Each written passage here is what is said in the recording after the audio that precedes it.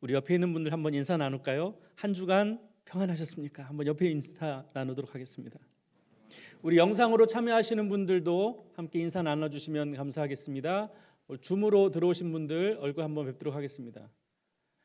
네, 다 시커매서 알 수가 없네요. 공예배는 얼굴을 좀 보여주시면 좋을 것 같아요. 몇 분 안 계시지만 그래도 줌으로 들어오실 경우는 또 공예배는 얼굴 같이 대면해서 보시는 게 우리 예배 드릴 때 좋은 태도일 것 같습니다. 그렇게 해주시면 감사하겠습니다. 한 주 한 주 지내는 것이 우리에게 의미가 있죠. 그래도 잘 지내셨습니다. 그래도 이렇게 얼굴 뵐 수 있어서 너무나도 감사합니다. 주님의 그 사모하는 마음으로 예배당에 찾으신 줄로 믿습니다. 예, 말씀으로 가겠습니다. 오늘 본문 1절 말씀으로 한번 보실까요? 1절 말씀에는 이렇게 이야기합니다. 유월절과 무교절인데 이틀 뒤면 그때인데 대제사장들과 서기관들이 예수를 잡아 죽일 계획을 세웠다. 그런데 그때가 언제냐? 무교절과 유월절이 지난 뒤에 하자는 겁니다. 왜 그들은 그런 결정을 했느냐? 유월절에는 유대인들에게 있어서 가장 중요한 명절이고 가장 많은 사람들이 모이는 때입니다. 사람들이 많이 모여서 외지의 사람들도 많이 오고 이스라엘 백성들이 다 모이는 때인데 그때 예수를 죽이려고 계획을 세우다 보면 이런저런 소란이 일어나기가 쉽습니다. 왜냐하면 예수를 따르는 사람들도 많고 예수님과 함께 마음을 모았던 사람들도 많이 있고 또 심지어 먼 외국에서 오는 사람들도 이런 광경을 보면서 여러 가지 좀 불건강한 마음들이 일어날 수 있을 것 같아서 그들은 가능한 한 유월절과 무교절이 지난 뒤에 예수를 죽이자 그렇게 계획을 세웁니다. 또 한편에 보면 11절에 보면 예수님의 제자인 가룟 유다가 예수님을 팔아넘길 계획을 그들과 모의합니다. 이미 종교 지도자들과 대제사장 서기관들은 예수님의 죽일 계획을 세웠어요. 그런데 예수님의 제자인 가룟 유다가 자기들에게 와서 예수를 팔아넘기려고 이야기를 합니다. 이 이야기를 들은 종교 지도자들은 너무나도 좋은 제안이었어요. 왜냐하면 예수를 죽일 계획을 세웠는데 그건 자기들의 계획이었고 심지어 예수님의 제자가 예수를 팔아넘기려고 한다고 하니 자기들이 죗값을 받을 수 있는데 예수님의 제자가 덤벼드니 이거는 종교 지도자들에게는 너무나도 좋은 호재였죠. 그래서 그들은 그렇게 합의를 합니다. 그리고 심지어 가룟 유다에게 돈을 주기로 약속도 합니다. 그렇게 되자 가룟 유다는 예수를 어떻게 하면 그들에게 팔아넘길까를 궁리하게 되는 지경으로 이르게 되죠. 이렇게 1절과 11절에 예수님을 죽일 계획을 세워놓고 있는 이 사이에 오늘 우리가 들여다보려고 하는 향유 부인의 여인의 사건이 이 사이에 담겨져 있어요. 그러면 마가는 왜 굳이 이런 구도로 14장을 설명하고 있을까? 향유 부인의 옥합을 깨뜨린 이 사건을 설명하는 데 있어서 왜 종교 지도자들이 예수를 죽이려고 하는 계획을 앞에 서수에 써놓고 또 뒷부분의 11절에서 왜 예수님의 제자인 가룟 유다가 예수님을 팔아넘기려고 하는 이야기를 배치하면서 이 여인의 이야기를 지금 담아놓고 있는 걸까? 저는 이렇게 생각합니다. 종교 지도자들이라고 하면 당대의 가장 훌륭한 학자들입니다. 하나님에 대하여 누구보다도 확실하게 알고 있는 사람들이죠. 누구보다도 지혜가 많은 사람들입니다. 누구보다도 하나님에 대한 이해가 많은 사람들이에요. 또 가룟 유다라 할지라도 예수님의 12제자 가운데 하나입니다. 예수님을 3년 동안 따라다닌 사람들이에요. 누구보다도 예수님의 이야기를 가장 많이 들었고 예수님의 이적을 가장 가까이에 봤고 예수님이 하셨던 그 모든 3년간의 행적들에 대하여 누구보다도 잘 알고 있는 사람들입니다. 그런데도 불구하고 그 사람들이 하나님 앞에서 올바른 삶을 살아가는 것이 아니라 누가 가장 하나님 보시기에 아름다운 신앙의 삶을 보여주고 있느냐? 이름은 등장하고 있지는 않지만 자기의 향유 옥합을 깨트린 그 여인이야말로 하나님이 보시기에 가장 합당한 삶을 살았다라고 하는 것을 마가는 설명하고 싶었던 거죠. 종교성이 뛰어난 종교 지도자들이 하나님의 바른 제자가 아니라 예수님을 가까이에서 오랫동안 따라다니고 모셨던 12명의 제자 가운데 한 사람인 가룟 유다, 그 사람이 참된 제자가 아니라 아무도 주목하진 않지만 무명의 한 여인을 통해서 진짜 믿음이 무엇이냐, 진짜 하나님을 섬긴다는 것이 무엇이냐, 바른 길을 걸어간다라는 것이 무엇이냐를 지금 마가는 우리들에게 지적하면서 보여주고 있습니다. 예수님은 성전에서 나오셔서 베다니의 문둥병자 시몬의 집에 머무르셨다. 오늘 본문은 그렇게 설명합니다. 이것은 이날만 그런 것이 아니라 예수님이 종교 지도자들과 로마인들에게 잡히시기 전까지 아침이 되면 하나님의 예루살렘으로 들어갔다가 사역을 마치시고 해가 떨어지면 다시 이 시몬의 집으로 들어오셔서 거기서 잠자리를 주무셨어요. 오늘도 그런 날이었습니다. 그렇게 피곤한 하루를 마무리하면서 예수님은 제자들과 함께 식탁의 교제를 하고 있었습니다. 다들 자기 식사하느라고 분주했고 바빴습니다. 그런데 한 여인이 순전한 나드 같은 옥합 향유를 가지고 예수님에게 나아가옵니다. 모든 사람은 그 사람을 주목하지 않습니다. 그런데 그 여인은 한치의 망설임도 없이 자기가 가지고 온 그 나드 한 근에 해당하는 그 향유 옥합을 예수님이 보는 앞에서 깨트립니다. 그제서야 그 옥합 가운데 담겨져 있었던 나드 향유가 온 집을 덮게 되죠. 그제서야 주변에 있는 사람들이 이 냄새를 통해서 예수님을 바라보고 또 예수님에게 향유를 부은 그 여인에게 그 시선을 머무르게 됩니다. 옥합 속에 있던 향유는 예수님 머리에서부터 발끝까지 흘러내리게 되었다. 마치 구약시대에 하나님의 성전에서 1년에 한 번씩 대제사장이 지성소를 들어가는 날이 있습니다. 그날이 되면 대제사장은 온몸에 감람유로 관유라고 해서 머리부터 발끝까지 관유로 뒤덮습니다. 그 자세로 하나님의 지성소로 들어가게 되죠. 마치 그 모습을 연상되는 것처럼 예수님의 온 머리서부터 발끝까지 향유로 인하여 기름에 뒤덮여지게 됩니다. 그러던 중에 말씀 4절을 보면 어떤 사람이 화를 내고 말을 하였다라고 우리 성경은 가르쳐주고 있습니다. 여기서 말하는 어떤 사람은 예수님의 제자를 말합니다.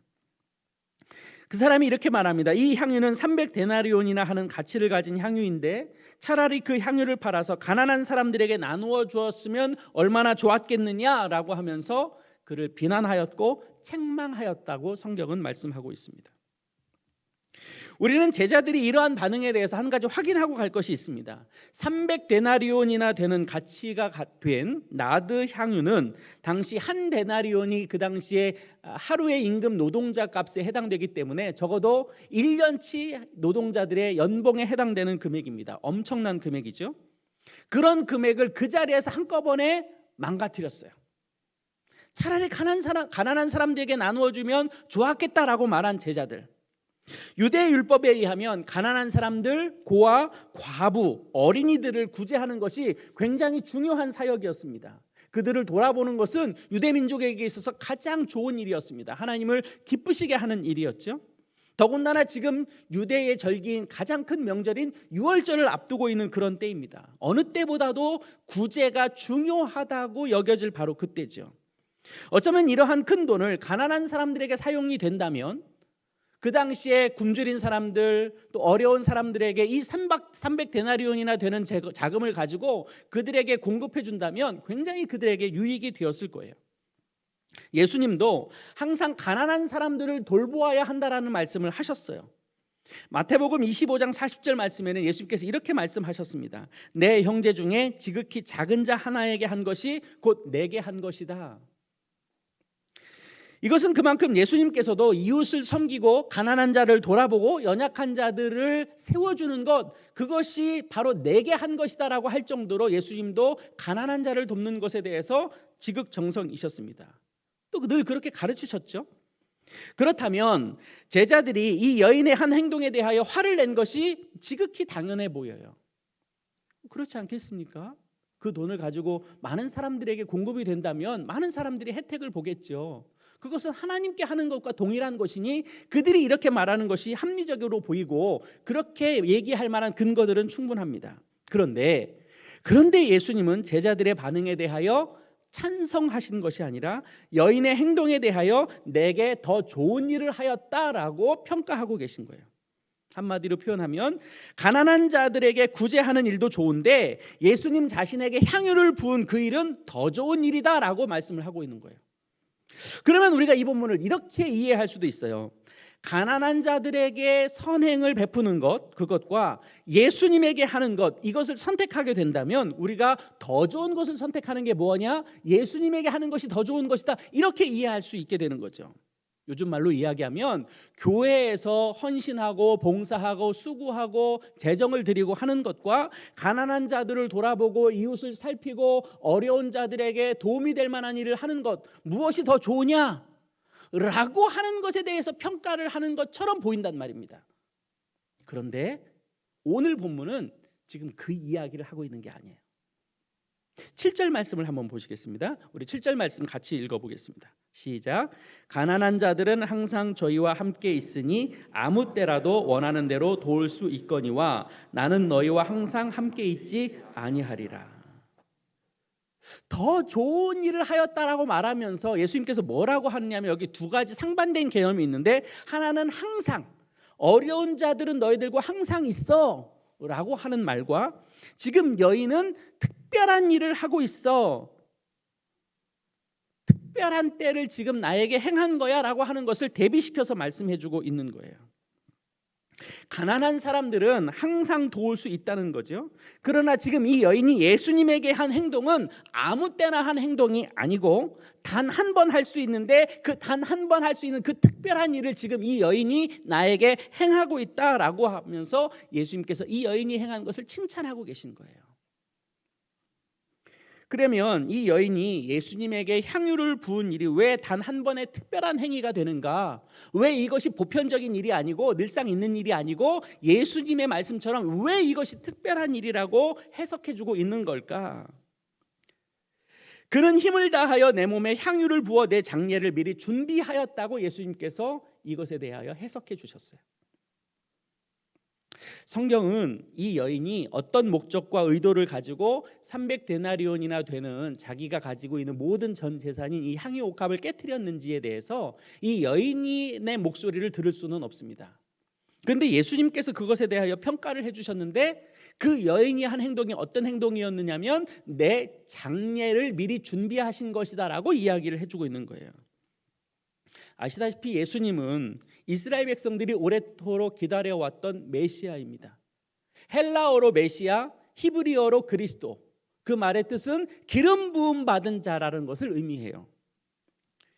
예수님이 그리스도라는 거죠. 이것은 이미 마가복음 8장에서 베드로가 자신의 신앙의 고백을 이야기한 적이 있어요. 주는 그리스도이십니다. 마태복음에서는 주는 그리스도시요 살아계신 하나님의 아들입니다라고 이미 고백을 했어요. 그리고 제자들도 함께 고백했어요. 그 고백을 예수님께서 기뻐하셨죠. 바로 예수님이 우리의 구원자이고 예수님이 우리의 기름 부음 받은 자, 하나님의 기름 부음 받은 자입니다라고 이야기했어요. 아마 저도 여러분도 함께 이 고백을 하시고서 그리스도인이 되셨을걸요. 그러신가요? 예수 그리스도가 우리의 구주임을 고백하시나요?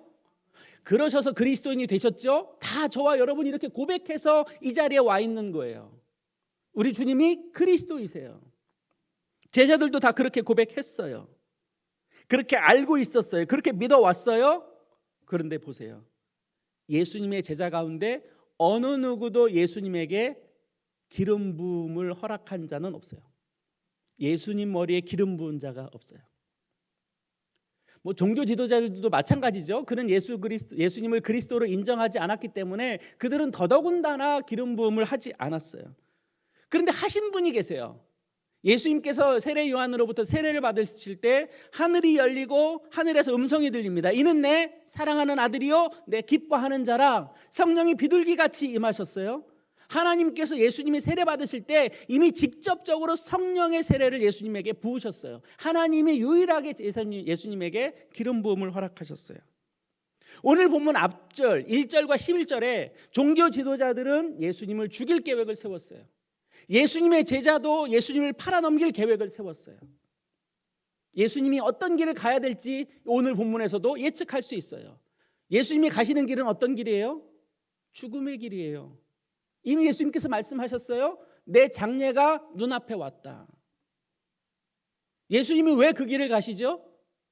저와 여러분을 살리려고, 우리에게 하나님의 나라를 선물로 주시려고, 하나님의 은혜를 통해서 우리가 이 땅 가운데 힘있고 능력 있게 살도록 하기 위해서 예수님은 그 길을 가시는 거예요. 그런데 아무도 이걸 준비한 사람이 없어요.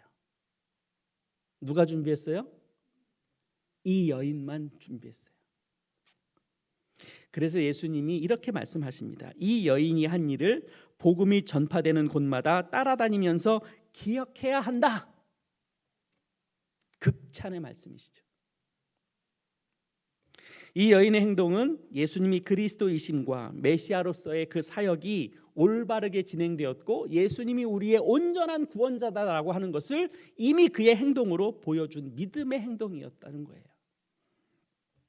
저는 이 말씀을 통해서 여러분에게 세 가지 도전의 말씀으로 여러분들을 권면하고 싶습니다. 향유 옥합을 깨트린 여인에게서 배울 수 있는 이 깨트림이라고 하는 주제를 가지고 함께 은혜를 나누고자 하는 거예요. 첫 번째로 옥합을 깨트린 여인의 믿음은 누구에게 초점이 맞추어져 있었느냐면 예수 그리스도에게 초점이 맞추어져 있었어요.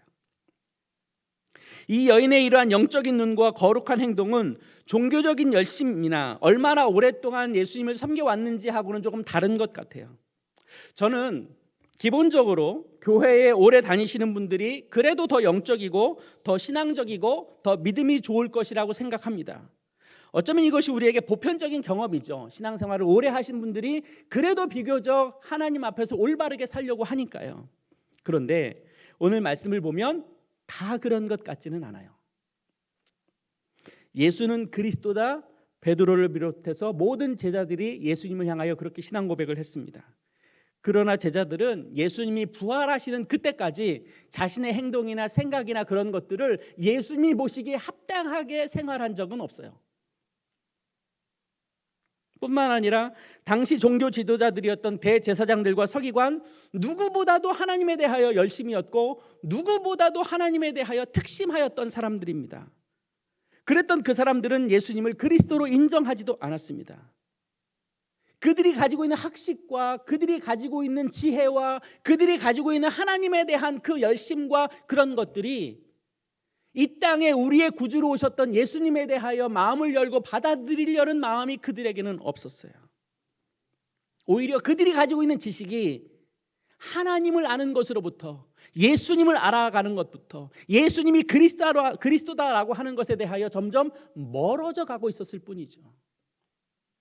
복음에 대하여 멀어져 간다라는 그것은 우리가 아무리 우리의 지식이 뛰어나고 우리의 경험이 많고 내가 하나님에 대하여 잘 알고 있다 하더라도 그것이 그렇게 중요한 것 같지는 않아요.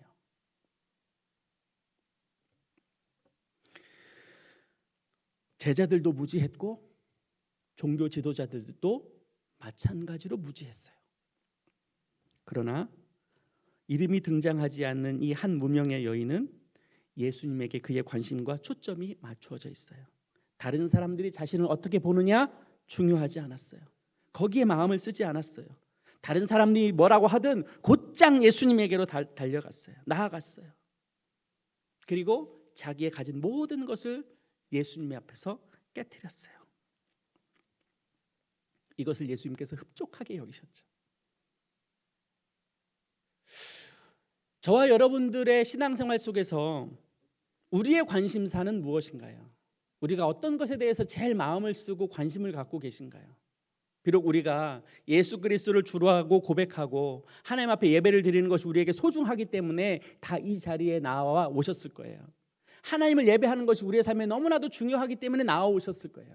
그러면 지금 나와 있는 저와 여러분들의 마음 가운데 온통 우리의 마음이 예수님에게로 집중되어 있는가? 우리의 마음과 생각이 하나님 앞에 나아가기를 갈망하는 마음으로 이 자리에 앉아 있는가? 아니면 이 예배 끝나고 내가 다음에 할 일을 지금 내가 생각하고 이 예배 끝나고 내가 뭐 해야 될 것에 대하여 마음 쓰고 있고 내 다음에 무엇을 할 것에 대하여 내 마음이 움직이고 있다면 우리의 마음은 온전하게 예수님을 향하지는 못할 수도 있어요.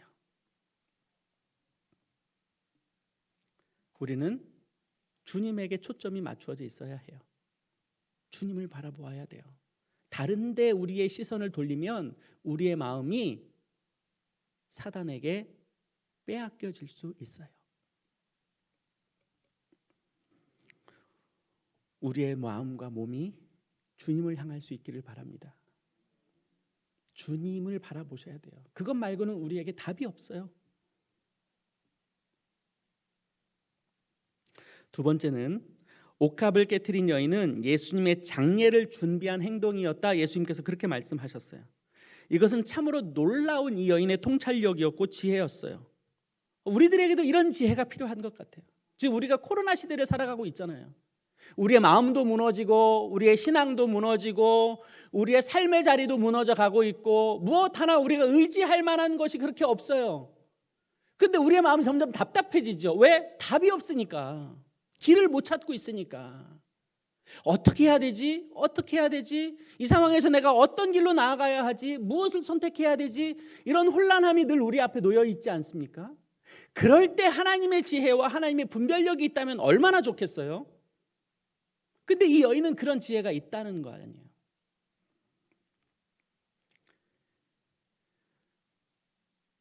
우리의 삶에 대해서, 교회 공동체의 삶에 대해서 내가 행하는 모든 삶의 영역 속에서 우리에게 필요한 것은 하나님의 통찰력으로, 하나님의 지혜로 우리의 삶을 이해하고 우리의 삶을 해석해내는, 성경적으로 분별할 줄 아는 지혜가 우리에게 필요해요.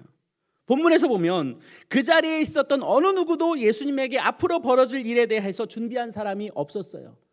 이미 예수님께서 베드로의 고백 뒤에 마가복음에서 3번씩이나 내가 예루살렘에 올라가게 되면 내가 고난을 받게 되고 내가 죽게 되고 3일 만에 부활하게 될 것이라는 것을 3번이나 강조해서 말씀하셨어요. 근데 제자들은 그 말씀에 대하여 귀를 기울이지 않았어요. 예수님이 죽지 않을 줄 알았어요. 예수님이 예루살렘으로 올라가는 그 과정 속에서도 제자들끼리 싸웠어요. 서로 좋은 자리를 탐하려고. 예수님이 죽을 거라고 생각을 못했어요. 그런데 지금 이름이 등장하지 않는 이 여인만 예수님이 장례를 향하여 나아가는 것을 준비하고 있었다는 거예요.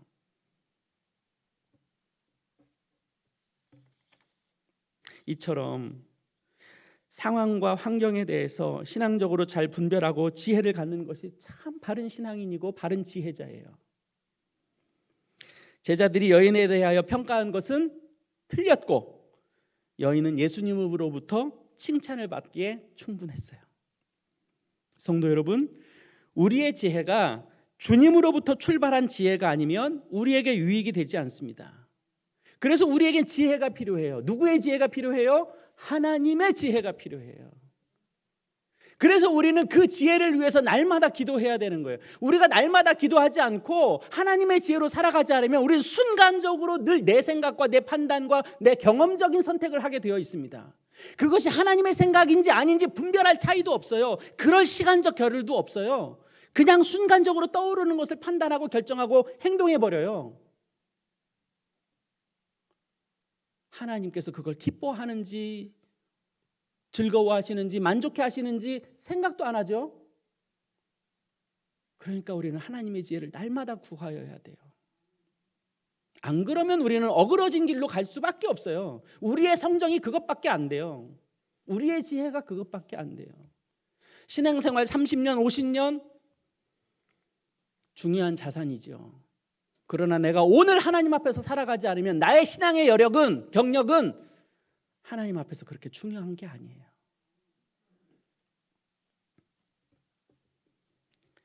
하나님의 지혜를 얻어서 하나님의 분별력으로 살아가셔야 돼요.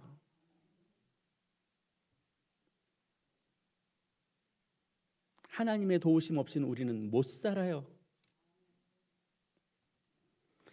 늘 내가 먹고 마시는 것만 구하지 마시고 우리 주님이 기뻐하실 만한 것을 구하셨으면 좋겠어요. 그러면 우리 주님이 우리에게 더 좋은 것을 주실 줄로 믿습니다. 세 번째로, 옥합을 깨트린 여인은 예수님에게 자신의 모든 것을 던졌죠. 8절 말씀에 보면 예수님은 그를 향하여 힘을 다하였다 그렇게 말씀하셨습니다. 우리가 말씀을 붙잡고 믿음으로 삶을 산다라고 한다면 우리의 삶을 그렇게 대충 살 수 없어요. 우리 이 세상의 주관자인 사단, 그 사단이 우리를 그냥 그렇게 살도록 내버려 두지 않아요. 우리가 복음으로 살든지 아니면 사단의 노예로 살든지 둘 중 하나예요. 만약 우리가 이 둘 사이에서 대충 살아가게 된다면요, 그거야말로 사단에게 가장 좋은 먹잇감을 던져다 주는 것밖에 안 돼요. 적당히 믿고 적당히 살고 적당히 신앙생활하고 적당히 죄짓고 주일날 한번 나와서 예배 드리면 되지. 그러다 보면 우리 안에 복음은 없어요. 우리 안에 하나님의 능력은 남아있지 않아요.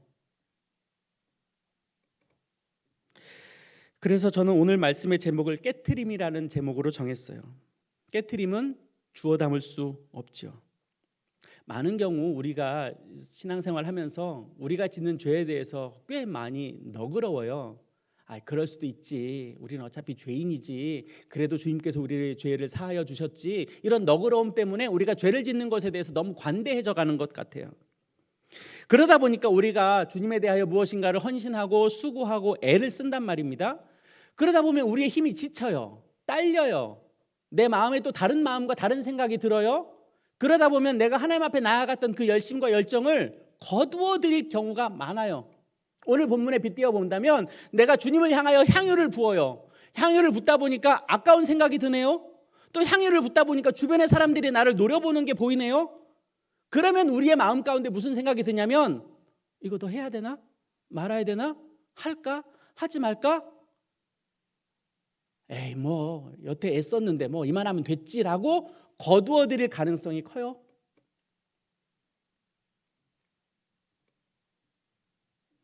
우리의 마음이라고 하는 것은 결국 그만큼밖에 안 돼요. 그런데 향유를 깨트리면 돌이킬 수 없어요. 깨지면 끝이에요. 저는 복음으로 산다라는 것이 이렇다고 생각해요. 우리의 마음과 생각이 주님에게로 목표가 정해지면, 주님을 향하여 내가 가겠노라고 결단하고 그리스도인이 됐으면 더 이상 우리의 마음과 생각을 세상 가운데 내버려 두지 않는 거예요. 내가 예수님을 믿겠다고, 그리스도인이 되겠다고, 우리 주님이 우리의 구주라고, 우리 예수님이 나의 영원한 주인이라고 그렇게 인정했다면 주님을 바라보고 가는 거예요. 자꾸 우리가 세상의 곁눈질하면서 세상의 좋은 것, 세상의 편리한 것, 세상의 가치관, 이런 것들에 대해서 우리의 마음을 빼앗길 필요가 없어요. 그래서도 안 돼요.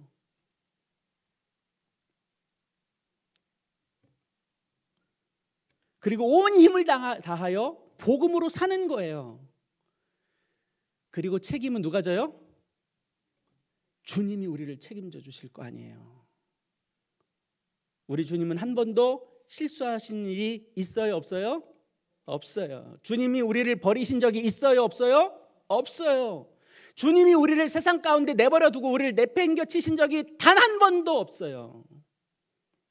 주님이 우리를 사랑하셔서 우리를 여기까지 인도하셨어요. 우리는 그 하나님을 신뢰하는 거예요. 어려워요. 알아요. 코로나로 인해서 여러 가지 상황이 어려워졌어요. 경제도 어려워졌고 우리의 가정살림도 어려워졌고 내 마음도 어려워졌고 교회를 향한 내 마음도 무너져 버렸어요. 그렇다 할지라도 그래도 나는 주님을 보는 거예요. 그것이 우리의 선택입니다. 그것 말고는 우리에게 다른 길이 없어요. 다른 길을 찾으신다면 예수를 안 믿으셨어야 돼요.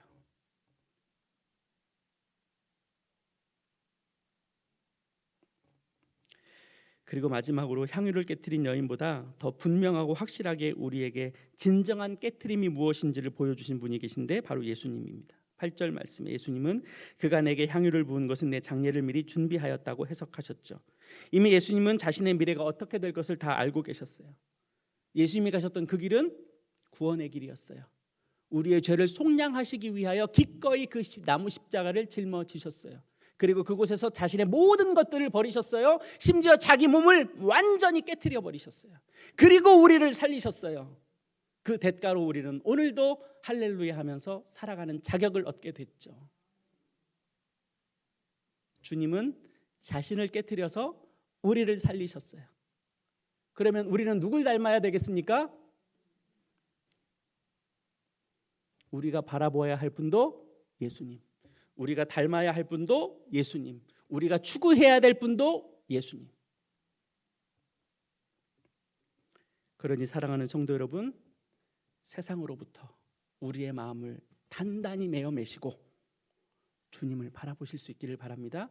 그 주님이 우리를 인도하실 것이고 그 주님이 우리에게 지혜를 주실 것이고 이 세상을 살아가는 가장 좋은 분별력을 우리에게 주실 거예요. 그리고 포기하지 않는 거예요. 그 마음으로 당당하게 그리스도인답게 주님께서 우리를 살려주신 그 은혜에 힘입어 믿음으로 도전하는 삶을 살기를 주님의 이름으로 축복합니다. 기도하겠습니다. 사랑이신 하나님, 주님께서 몸소 보여주셨던 그 은혜의 길을 내가 다시 한번 우리 마음 가운데 담습니다. 주님, 내가 주님을 바라볼 것입니다. 내 마음 가운데 아직 깨지지 못한 것이 있다면 그리스도의 십자가 앞에 우리가 깨져야 할 것을 포기하고 내려놓고 과감히 깨트리고 주님을 향하여 나아가는 저희들이 되겠습니다. 주님 붙잡아 주시고 인도하여 주옵소서. 예수님 이름으로 기도하옵나이다. 아멘.